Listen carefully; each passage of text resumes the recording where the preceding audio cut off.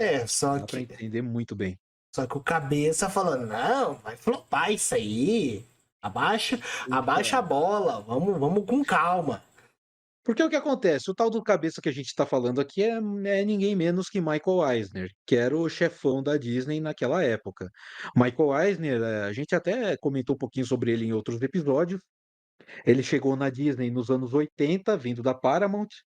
Ele chegou para revitalizar a empresa, né? Uhum. Com foco principalmente na divisão de animação do estúdio, que estava moribunda. Pensa bem, eles tinham acabado de sair do fracasso, na verdade não, eu acho que foi um pouquinho antes do lançamento do Caldeirão Mágico. Foi na época do Conha Caldeirão Raposa?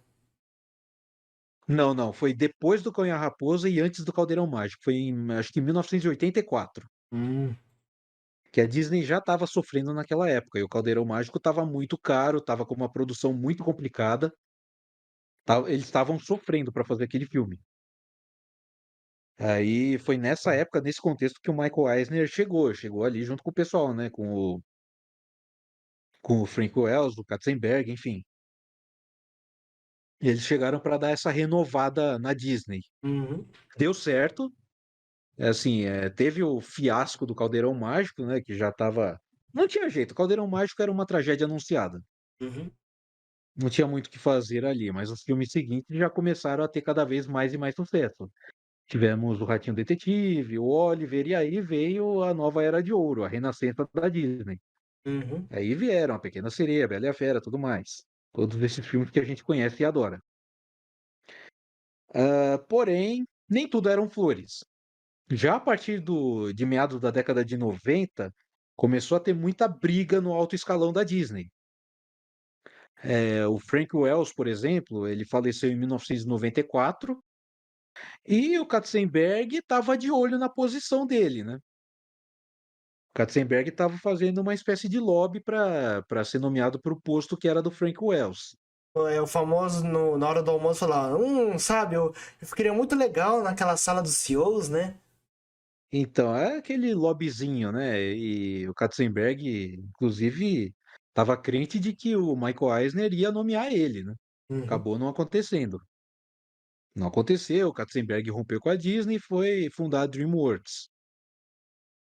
E o Michael Eisner, enfim, já naquela época ele estava tendo problema no alto escalão do estúdio, ele estava só fazendo inimigo naquela época. Aí tá, tudo bem. Enquanto a Disney tá lançando coisas que fazem sucesso, beleza. A gente meio que vai aguentando, né? uhum. O cara lá é um cabeça dura do caramba, controlador, mas a gente aguenta. Porém, a Disney começou a, sem trocadilho, a fazer água. Terminou a renascença da Disney e os filmes que se seguiram ali, de 99 para frente, foi tudo fracasso. Tirando o Fantasia 2000. Não, Fantasia 2000 foi um fracasso maior ainda. E aí, Ele, Mickey? ele flopou na bilheteria, deu um prejuízo gigantesco. Aí eu fiquei sem argumento. Então, é assim, porque não é que os filmes sejam ruins. Estamos falando aqui dos filmes do final dos anos 90 e início dos 2000. Não são filmes ruins de jeito nenhum, tem muito filme bom. A gente falou de um deles, o Atlantis. Filmaço. Lilo e Stitch. Mas o fato, Lilo e Stitch, mas o fato é que não eram sucessos. Ou eles fracassavam na bilheteria ou na crítica. Não era um O Lilo e Stitch blockbuster. foi o único que escapou. O Não, Lilo e Stitch foi o único que fez sucesso. não era um blockbuster, né? A Disney queria um blockbuster. Então, pensa bem, eles tinham saído ali de uma época que deu para eles o Rei Leão, o Aladdin e posteriormente deu o Hércules, a Mulan. Eles saíram dessa época para chegar num ponto em que o estúdio da Disney estava completamente apagado. Tava ali só tomando prejuízo, prejuízo atrás de prejuízo e mais ainda, tava ficando na sombra da Pixar. Porque a Pixar, ela estava ali a todo vapor, estava lançando Toy Story. Tava lançando Vida de Inseto, tava lançando Toy Story 2, um sucesso de bilheteria maior que o outro. E, enfim, a relação do Michael Eisner com a Pixar, assim, dizer que era uma relação ruim é um eufemismo. porque ele simplesmente não se bicava com o alto comando da Pixar, que era representado por um tal de Steve Jobs. Michael Eisner é famoso por famoso. Aí eu quero mais barato. Então, aí sabe como é, né? O Steve Jobs, o homem da maçã, a gente sabe que também o Steve Jobs era um sujeito difícil de lidar. Cabeça dura. Então, aí juntou dois cabeças duras. Juntou o Michael Eisner, juntou o Steve Jobs. Os dois querendo brigar ali por conta do acordo de distribuição que eles tinham, né? O Steve Jobs ele considerava, inclusive com muita razão, que o acordo era muito injusto com a Pixar. E era. Era injusto pra caramba, principalmente na época do Toy Story. Toy Story, a Pixar não tinha sequer os direitos sobre os personagens. Era tudo da Disney. Se a Disney quisesse lançar uma continuação do Toy Story e chutar a Pixar para escanteio, eles podiam. Pensa bem nisso. É claro que o pessoal da Pixar ficou pé da vida com isso, né? Uhum. Enfim, aí conforme os filmes da Pixar iam fazendo cada vez mais sucesso e os da Disney só flopavam na bilheteria, o clima foi ficando cada vez pior. A situação do Michael Eisner na Disney foi ficando cada vez pior. Inclusive o Roy Disney, que lá na década de 80 foi um dos caras que trouxe o Michael Eisner para Disney, ele rompeu com o Eisner. Ele foi igual aquele expressão, uma expressão que ele podia ter falado. Eu trouxe um monstro. Então, isso na verdade desde a década de 90. Só que a situação ficou crítica mais ou menos na época do Procurando Nemo. Porque é isso, o Michael Eisner, ele viu ali uma versão prévia, uma versão preliminar do Procurando Nemo e pensou, cara, isso aqui não vai voar, não. Ele estava em toda aquela briga com a Pixar, né, para tentar para tentar fazer o acordo de distribuição ser menos vantajoso para a Pixar e muito mais para a Disney, claro. Uhum. Estava pensando no lado dele. O Steve Jobs tentando exatamente o contrário, tentando trazer tudo para a Pixar. E, enfim, e no meio disso tudo nós temos o Procurando Nemo. Nós temos já um clima fechado entre o Eisner e o Jobs.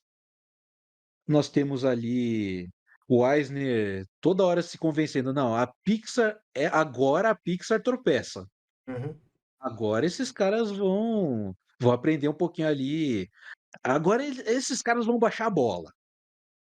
Agora eles vão ficar humildes com a gente. Você vai ver só, esse filme aqui não vai fazer sucesso não. Enfim, eles fizeram sucesso, mas esse aqui não vai não. Não vai. Enfim, foi isso que ele pensou quando ele viu a prévia do Procurando Nemo. E nesse ponto eu até que não culpo muito ele, porque ele viu essa prévia do Procurando Nemo que não funcionava direito. Ele provavelmente viu essa versão meio que baseada em flashbacks. Uhum. Era um filme mal estruturado mesmo, que ainda tinha muito que evoluir. Porém, e aqui o Michael Eisner cometeu um erro injustificável, ele já devia saber que a Pixar não ia lançar o filme exatamente naquele estado cru. Uhum. Que a Pixar provavelmente iria dar Uma uma polida. retrabalhada no filme, uma polida, ia parar muitas arestas e ia, no fim das contas, lançar um filme muito melhor. O Michael Eisner não tinha, assim, ele não tinha nem desculpa para não saber isso, porque ele viu o Toy Story. Foi Ele... exatamente isso com o Toy Story. Lembra do que a gente falou no nosso episódio sobre o Toy Story? Sobre como as primeiras versões eram horríveis? Uhum. Lembra ali do chamado Black Friday do Toy Story? Nós tínhamos o Woody, que era um vilão, E mandaram eu fazer tudo de novo. mandaram refazer tudo, inclusive o nosso diretor aqui, o Andrew Stanton, foi um dos caras que cuidou do roteiro na época. E que estava no dia. Então, e mesmo assim, a Pixar refez tudo e o filme virou algo muito melhor, infinitamente melhor, virou esse sucesso que conhecemos. O Michael Eisner, ele já tinha testemunhado isso. Por que diabos, então, ele não pensou o seguinte: "Ah, tá, isso aqui não funciona agora, mas eu acho que eles vão melhorar isso aqui". não tem desculpa, não tem. Por mais que a prévia fosse ruim, eu acho que ele deveria, no mínimo, ter considerado essa possibilidade. Uhum, Porém, ele não considerou, ele pensou: "Ah, isso aqui esse filme não vai ser grande coisa, esse filme vai ser um fracasso e agora sim esses caras da Pixar vão baixar a bola para nós. Agora a gente vai começar a negociar muito mais nos nossos termos, da Disney". uhum. Porém, não aconteceu exatamente isso, como a gente já sabe. Não aconteceu isso, Procurando Nemo foi um sucesso ainda maior do que os outros filmes da Pixar, e o Eisner, portanto, se lascou. Ele falou. Igual aquele meme do Tropa de ele. Puta que pariu. Que filho. Então, ele se lascou, porque é isso, ele só estava fazendo inimigo dentro da Disney, a Disney não estava dando resultado, a Disney só estava sangrando dinheiro, ele fez muitas aquisições, no mínimo questionáveis, ele comprou na época, acho que os canais da Fox Family, por exemplo, ele fez várias aquisições que não deram em nada. Eu acho que inclusive, eu acho que foi ele que comandou, toda a questão da Euro Disney, sabe? Uhum, A Euro Disney lá em Paris. Também não deu certo. A Euro Disney existe até hoje, é claro, mas ela tem aquela má fama de ser a Disney menos visitada. uhum. Que é a Disney de Paris, né? E isso custou muito caro e não deu aquele retorno esperado. Enfim, por conta disso, por conta de várias dessas coisas ali, aquisições furadas, e os filmes também, né, os filmes que, como eu disse, foram fracassos de bilheteria. Vamos fazer aqui um breve retrospecto aqui do que a Disney lançou na entre o final dos anos 90 e o início dos 2000, na época pós-Renascença. Vamos lá, eles começaram com Fantasia 2000, que inclusive era um projeto que o próprio Roy Disney queria muito lançar, né, que seria meio que uma forma de honrar o legado do Walt Disney, do Fantasia original de 1940. É, o tio dele. Exatamente, o próprio tio Walt Disney. O Roy Disney queria, esse era um projeto dele mesmo, que acabou não dando certo, infelizmente. O filme foi um fracasso, deu muito prejuízo para a Disney. Seguimos com Dinossauro. O Dinossauro ele até fez sucesso na época, mas ele custou muito caro e não conseguiu pagar os custos de produção e marketing. Faltou um pouquinho. E depois de um tempo, o povo começou a gostar bastante desse filme. Então, mas na época é isso, é assim, ele fez sucesso, Uhum, mas não fez sucesso o suficiente. Não pagou tudo ali, todos os custos. É meio que o Elementos hoje. uhum. Assim, o Elementos começou devagar, deu uma mantida ali, deu uma segurada boa, mas não vai se pagar. Muito provavelmente. A gente não sabe porque o filme ainda está nos cinemas. Assim, é Mas que, provavelmente não vai inteirar tudo ali o dinheiro. assim, de acordo com a página do Wikipedia, tá falando que foi um sucesso financeiro, arrecadando 350 milhões. Mas aí é que tá, ele foi um sucesso considerando só o custo de produção. É. Se for considerar o marketing e também a porcentagem que fica com as salas de cinema, não se pagou. Ainda não se pagou. E é muito provável que não se pague. Uhum. Mas enfim, o Dinossauro foi isso, aí nós tivemos uma sequência de fracassos mesmo de bilheteria. Nós tivemos a nova onda do Imperador, que hoje é incrivelmente adorado, idolatrado, mas na época flopou. Não sei por quê, maior dúvida da humanidade. Então, tivemos Atlantis, que infelizmente também não deu certo, Planeta do Tesouro, outro que não se pagou, que mais? Nós tivemos o Lilo e Stitch, que provavelmente foi o único que fez sucesso nessa época, assim, sucesso na crítica e no público, deu origem a uma franquia maravilhosa que a gente conhece. E. Enfim, mas depois disso nós tivemos o quê? Nós tivemos Irmão Urso, que fez sucesso de bilheteria, mas foi um fracasso de crítica. Uhum. Nós tivemos Nem que a Vaca Tussa, que nem pagou os custos de produção. E tivemos o Chicken Little, que também fez sucesso de bilheteria, mas foi um fracasso de crítica. Isso. Como um todo, nós temos o quê? Nós temos essa era de pós-renascença que foi marcada por filmes que simplesmente não tinham o mesmo brilho dos anteriores. Nós não tínhamos mais um Rei Leão, não tínhamos mais um Aladim, nós não tínhamos sequer um Hércules. Nós tínhamos ali a Disney torrando dinheiro adoidado com filmes que não davam retorno.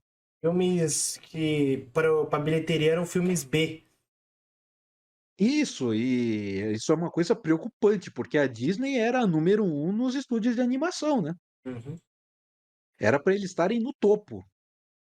Só que agora, assim, não é nem que eles estavam em segundo lugar, eles estavam já ficando em terceiro. A DreamWorks já estava ali a toda também. Só com os dois primeiros Shrek.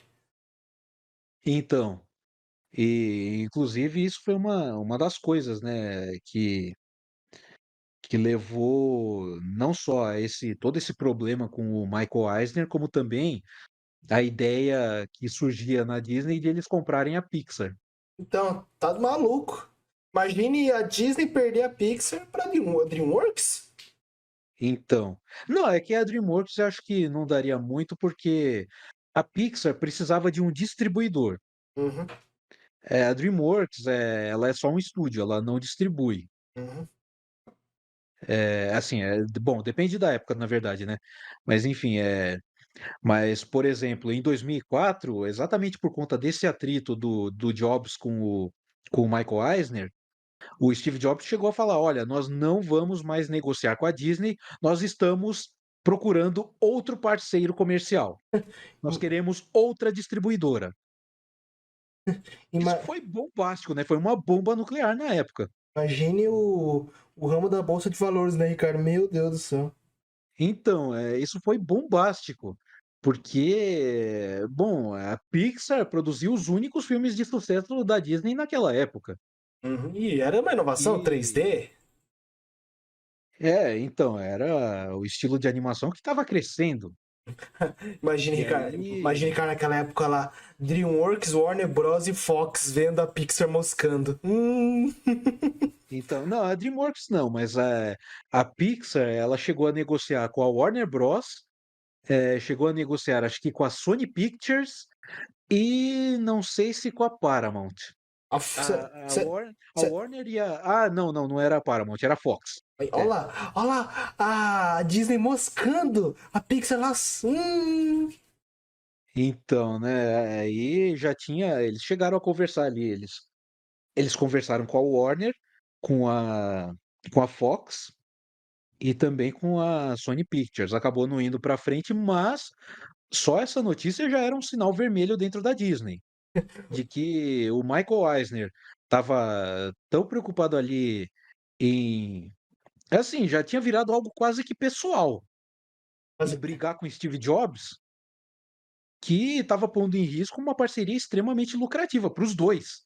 Tanto a Disney quanto a Pixar iam se lascar. Dois cabeças duras ali guerreando.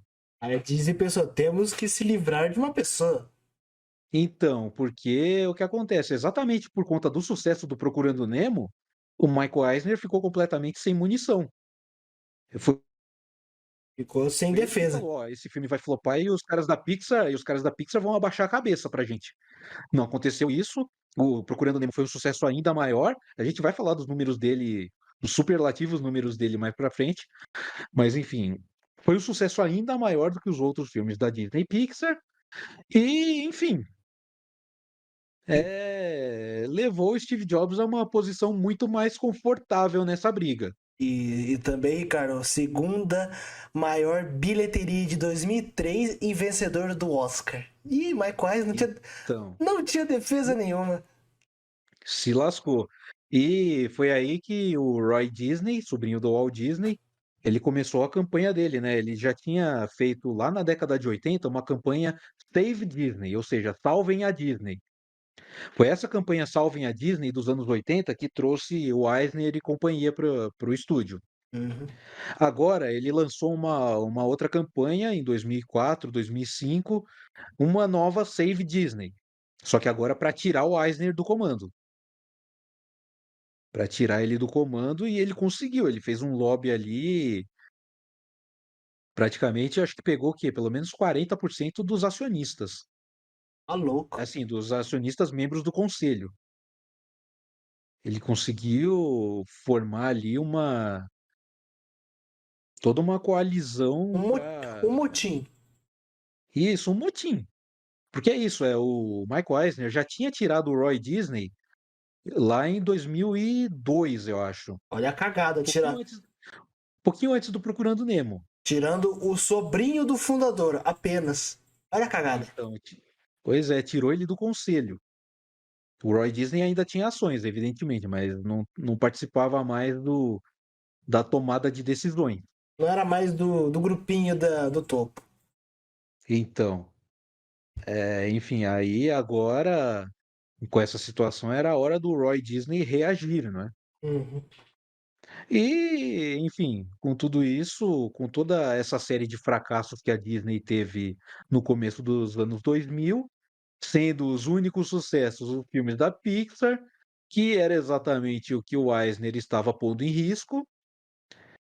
Enfim, o Eisner foi chutado. Imagine, Ricardo, ele chegando numa segunda-feira lá no escritório do senhor da Disney e vê o Roy Disney lá com uma caixa com os pertences dele. Falar, oi, querido, tudo, tudo Então, bem? essa é uma assim, essa história a gente está falando de um jeito extremamente resumido.